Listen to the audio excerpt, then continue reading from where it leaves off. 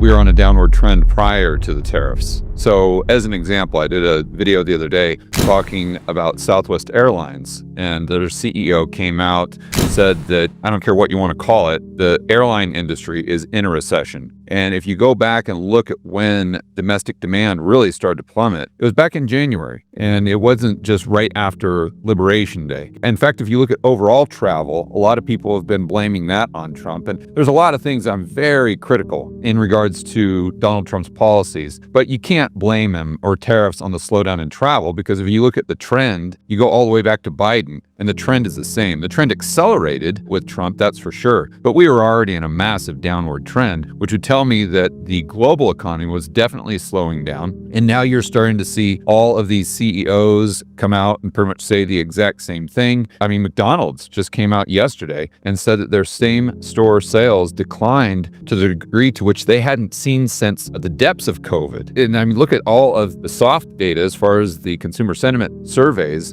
and those are all pointing in the same direction. You know, it was kind of an outlier with the Democrats there with the University of Michigan survey, but now the Republicans are pretty much, you know, they might not be as pessimistic as the Democrats, but they're all kind of singing from the same hymn book that the labor market is dramatically deteriorating. And I think that's kind of the way to time these things. If you look at past cycles, they all kind of play out the same way. And this goes back to your original question. One of the main reasons why I thought the economy was fundamentally unsound even prior to the tariffs that we got. And I think that was just kind of the straw that broke the camel's back. But one of the main points that I would look or point towards is interest rates. So if you look at the curve, 2s, 10s as an example, that was inverted. Everyone knows that, inverted for about 2 years, maybe a little over 2 years. And then you start to see the steepener, which is what you always get when the Fed starts dropping rates. And then once that curve steepens out, usually it's getting close to the time when the stuff hits the fan. Now, what you really have to look for as far as when you know definitively, because the NBER is never going to come out in real time and say that we're in a recession. And as an example, in 2008, they didn't announce that we were in a recession until December of 2008. They said, oh yeah, by the way, we've been in a recession for the last 12 months. It's like, well, thanks. We appreciate that. So you can't rely on the NBER, but I think what you can rely on is the labor market. And the labor market right now, the hard data is not that bad. I have to admit, the SOM rule is no longer triggered, although I will say they downwardly revised the month prior pretty substantially. I think it was from 225 to 185, something like that. So it's just kind of this game that we've been playing and that we were playing in the Biden administration, that every headline number is kind of rosy, and then they downwardly revise the past month or the couple months prior. And so, you know, it's not a great number. It's not horrible, though. And so we're not at that threshold of 400,000 that is usually that final indicator saying that, okay, it's not that the stuff is going to hit the fan, but the stuff is hitting the fan. We're not there yet, but you see it kind of trending higher. And another thing, too, that even if the underlying economy, let's say, is fundamentally sound, and that everyone is just overplaying the tariffs and the impact that they're going to have on the U.S. economy, still that goes into psychology. You know, that old Michael Jordan saying, where he said Republicans buy sneakers too. Well, Democrats buy sneakers too. And even if the Democrats are crazy and they don't know what they're talking about, you know, they've got Trump derangement syndrome and they think the economy is bad just because they're watching CNN, but in reality, the economy is booming and yada, yada, yada. It doesn't matter if 50% of the United States has Trump derangement syndrome and therefore they're not spending. That doesn't matter. Regardless of why they're not spending, it's still going to heavily impact the economy. And then you talk about all the other things with the uncertainty. I mean, we hear that word just constantly nonstop, but I think there's a reason for that. And that when businesses are just looking into the future and they don't know what's going to happen, then they're likely going to spend a lot less and they're going to tighten their belts. And that means more or less of the aggregate demand, more of the tightening of the belt. And I was talking about, you know, the Democrats, and you get the businesses, the small and mid-sized businesses doing the same thing. So you get more of the belt tightening, which is a further reduction of aggregate demand, which is going to negatively impact GDP. So I guess the main takeaway here is the economy, in my view, was just going through a typical cycle. It's the same cycle that we've seen going all the way back to the 1950s, where the Fed increases rates, they get to a level, they pause, the 2-year Treasury starts to drop, and then the Fed starts dropping rates, not to get ahead of an economic recession, but in response to an economic recession. And I don't see why it's different this time. But it never happens overnight, and it's always kind of slow motion. And I think that's the process that we're going through right now. And I'm not saying that this is going to be the GFC, but I would like to highlight the fact that during the GFC 2008, yields on the 10-year Treasury, as an example, from March to July went up by almost 100 basis points. And the CPI, when the Fed started cutting, was right around 3.5, and that was September of 2007. And in July of 2008, the CPI was at 5.6. The CPI went way up. And by the way, if you look at the Wall Street journals during that time, when we had that 5.6 print on the CPI, they were saying stagflation.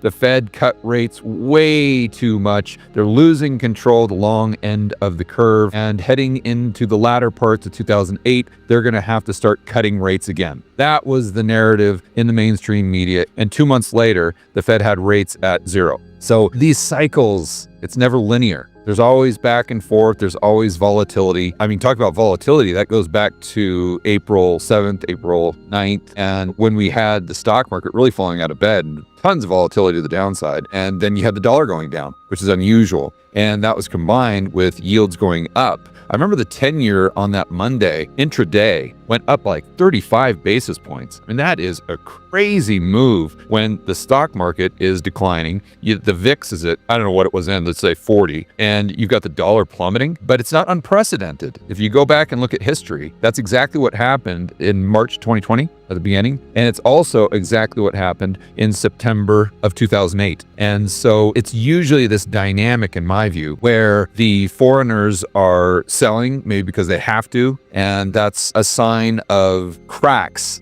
in the monetary dam, if you will. It's not necessarily because China's giving the finger to Trump and they're quote unquote dumping all their treasuries, and therefore, they take those dollars, they buy euros to buy the German Bund or something like that. It's usually a sign of stress. And the fact that it is unprecedented outside of times of extreme volatility, or when the stuff is hitting the fan, I think should be a huge red flag that it's happened more recently. So I don't like the tariffs. I think they're on net a bad economic policy, even for domestic manufacturing, but I would not blame the tariffs solely on a recession if we have one. The economy was headed for one regardless.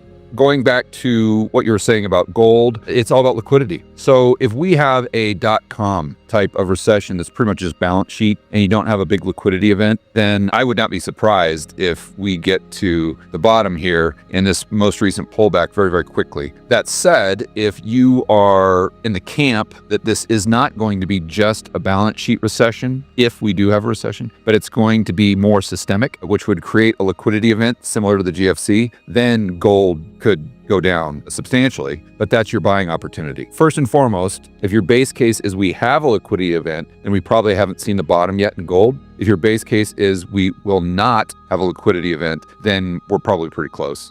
The Fed always follows the 2-year. And it is way up today because we got the non-farm payroll that exceeded expectations, although it was bad. I think that's a knee-jerk reaction, and I would be willing to bet that in the next couple of weeks, the 2-year will go right back down to where it was, under 3.6. So let's just assume right now that, we fast forward to next week, the 2-year is down 3.6, call it. Fed funds is at 4.33. I mean, don't take my word on it. Your viewers can just look up a Fred chart of the Fed funds versus the 2-year Treasury yield. And it's not just on the way down, it's on the way up as well. The 2-year Treasury always goes first, and then the Fed races to catch up. And usually by the time they catch up, then it's going back the other way, and the Fed getting whipsawed back and forth. They're always behind. The market is always ahead of the Federal Reserve. I mean, look at them right now, for heaven's sakes. They're sitting there worried about inflation. What are you even doing? I mean, look, the CPI is down to 2.5%. Now, I am not saying that this is an accurate reflection of overall price increases, but I am saying that it's a decent proxy for the trend. And so it's down from 2.8 to 2.4. Why? Well, that's mostly because of energy prices. Okay, well, if you look right now, oil is plummeting. And it's mostly down due to demand or demand expectations declining, right? So my point there is the last CPI print included energy prices from March. And the report said that that was the main reason we went from 2.8 to 2.4. What are energy prices doing in April? As far as I can tell, I don't know what the price of gas is doing, but I would assume that there's a correlation between gas and oil. And if so, then the energy prices for the next CPI print are going to be even lower. Now, are the tariffs going to offset that? Maybe, maybe not. But all else being equal, you would see a CPI print of maybe even 2%. So, that is one thing that I totally agree with Besant and Trump. They may be saying that Powell should lower interest rates to reduce the interest on the debt or whatever it is, and I don't really buy into that. But I do believe that if we're just looking at the market is screaming that Jerome Powell should be reducing rates, and you don't have to take my word on it, just look at the 2-year Treasury. So it's just crazy to me that everyone hangs on their every single word and just assumes that they're going to be ahead of the curve this time when they never, ever, ever have been in the past.